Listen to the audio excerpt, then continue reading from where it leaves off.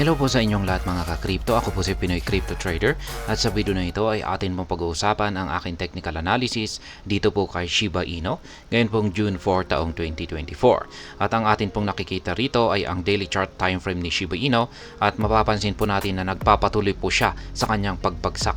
At yung ating dalawang indicators dito ay nag-uumpisa na po silang magpakita ng bearish na signal. Early na bearish signal po yan.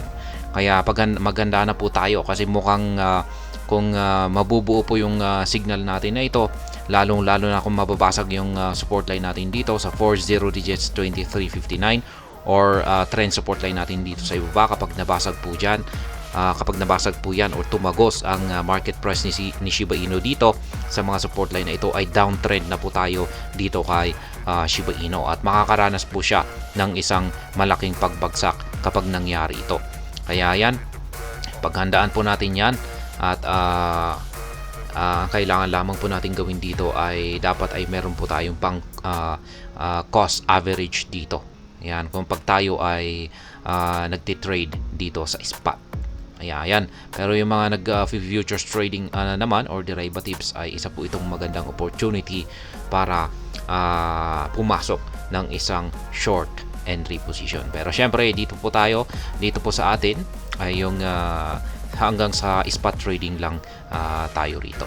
Kaya ayan, handa po ninyo yung inyong pang dollar cost averaging dito kay Shiba Inu kasi ayan mukhang naghahanda na po siya sa isang matinding pagbagsak. At gaya ng sinabi ko kasi kanina ay yung pinaka-signal po natin dito ay yung mga support line natin dito. Kapag nabasag po talaga yan ay makakaranas po siya ng isang matinding pagbagsak sa presyo. Kaya yan, bago po tayo magpatuloy ay nais ko lamang po munang bigyang linaw ang aking disclaimer kung saan ang nilalaman po ng video na ito ay hindi po ito isang financial advice. For education and information purposes lamang po ang layunin nito. Maliban po dito ay nais ko na rin pong magbigay babala na wala pong kahit anumang group chat ang Pinoy Crypto Trader. Ngayon ay check po muna natin ang performance ni Shiba Inu dito kay CoinMarketCap kung saan ay ayan nakakaranas po siya ng pagbagsak or ayan bumabagsak yung kanilang performance dito kasama po niya itong si Dogecoin at saka si Pepe. Ayan. Yung tatlong top 3 na meme coins natin dito ay nakakaranas po ng pagbagsak. Yan, si Shiba Inu ay bumagsak po sa kanyang 24-hour performance ng 1.43%. Ang kanyang 7-day performance naman ay bagsak po ng 1.54%. Ang kanyang market cap ay bagsak na rin ng 1.23% pero ang kanyang trading volume ay umangat ng 6.64%. Ngayon yung kanyang Shibburn naman ay ayan, sumabog po yung kanyang Shibburn o yung kanyang burn rate ng 16,593.83%. May nagsunog po kasi ng 21.5 million na amount ng Shiba Inu tokens. Yan, ang tindi po niyan. May isang isang address po yung nagsunog nito, 21.3 million amount ng SHIB yung kanyang sinunog. Pero pag titingnan po natin yung kanyang chart ay ayan, bumabagsak na po siya. Ayan, nagkakaranas na po siya ng ayan. Kanina lamang ay nandito lang yung ating yung kanyang market price pero ayan nakakaranas po siya ng pagbagsak at ayan na nga yung sinasabi ko kanina na kung pag hindi po mapipigilan ng support line natin itong pagbagsak dito ni Shiba Inu ay ayan makakaranas na po talaga siya ng isang matinding pagbagsak. Kaya aabot po siya hanggang dito sa sunod na support line natin dito sa ibaba na 40 digits 2081. Pero pag tatalbog po siya rito ay ayan magko-consolidate muna siya rito. Ayan, babalik po ulit siya at magpapatuloy siya sa kanyang consolidation dito. Pero ayan na nga, base nga sa nakikita natin dito sa ating signal, ayan lumiliit na yung sukat ng ating Hall Street indicator at lumalabas na po dito sa ilalim ng ating QQE mode indicator yung mga QQE bars nito. Kaya bearish na bearish po yung signal natin kaya mukhang mataas po talaga posibilidad na babagsak itong si Shiba Inu. Kaya sinabi ko kanina paghandaan po natin yung kanyang pagbagsak na ito. Ayan, at yung tanging magagawa natin dito bilang mga spot traders ay ang mag dollar cost averaging. Kaya yan na nga yung aking mga trading positions. Yan pa rin po. At na-trigger na po kanina yung ayan, ngayon lang na-trigger po yung aking buy pending order dito sa 40 digits 2359. Ayan, kaya ayusin po natin yan. Na-trigger po ito kanina lang. Tapos ayan, siset po natin yung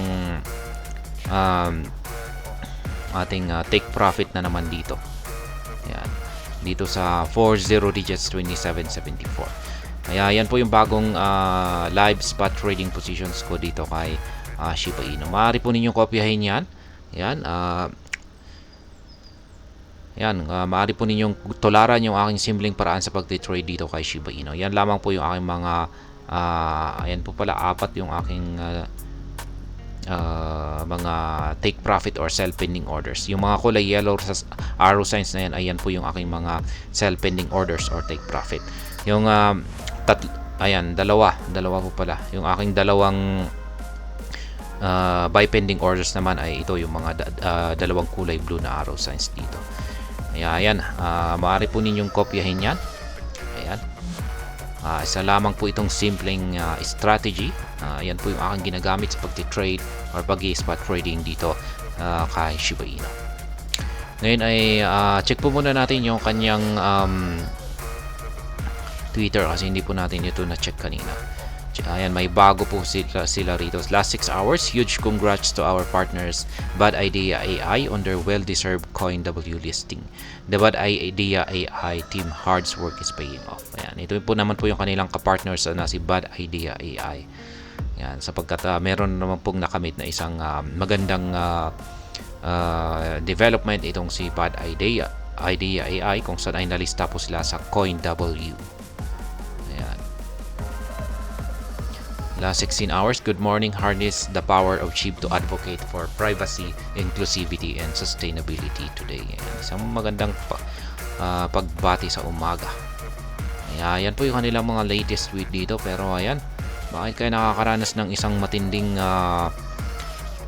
bearish? Ayan, may nagbebenta po yata kasi siguro dito. Ayan, may nagbebenta ngayon.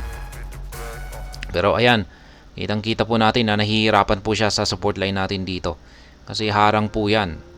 Nagkakaroon po siya ng struggle dito. At gaya nga ng sinabi ko kanina, ay nakasalalay po yung magiging galaw ni Shiba Inu dito sa support line natin. Kaya pag mababasag po talaga yan, ay yan, dediretso po siya sa kanyang pagbagsak. Babagsak na po siya at malaki po yung kanyang ibabagsak dito. Kasi magkakaroon na po siya ng makakaranas po muna siya ng downtrend dito sa ating daily chart time frame. Pero kung pag hindi ay ayan, magko-consolidate po siya dito. Ayan po yung aking technical analysis update dito kay Shiba Inu. Bantayan po natin yan. Ayan, lalong-lalo na maganda po talagang mag-short dito, pero ayan, hindi ko muna rin i-recommend yan para sa mga baguhan. Ayan, pero yung may mga experience na dyan sa pag-futures trading, ay ayan, itong magandang abangan natin dito. Magbukas ng short entry position dyan. At ayun, hanggang dito na lamang po tayo sa video na ito. Sana po ay inyong nagustuhan ang aking paliwanag sa video na ito. Kung inyo po itong nagustuhan, ay pakiclick lamang po ang like button nito. Para naman po sa mga bago lamang dito, kayo po ay aking inaanyayahan para mag-subscribe. Pakiclick na rin po ang bell icon nito dahil ito po ang siya magsisilbing notification nito sa mga bago kong videos na akin pong ina-upload sa aking YouTube channel na ito. Marami pong salamat sa panunood. Ingat po tayo lagi at God bless po sa ating lahat.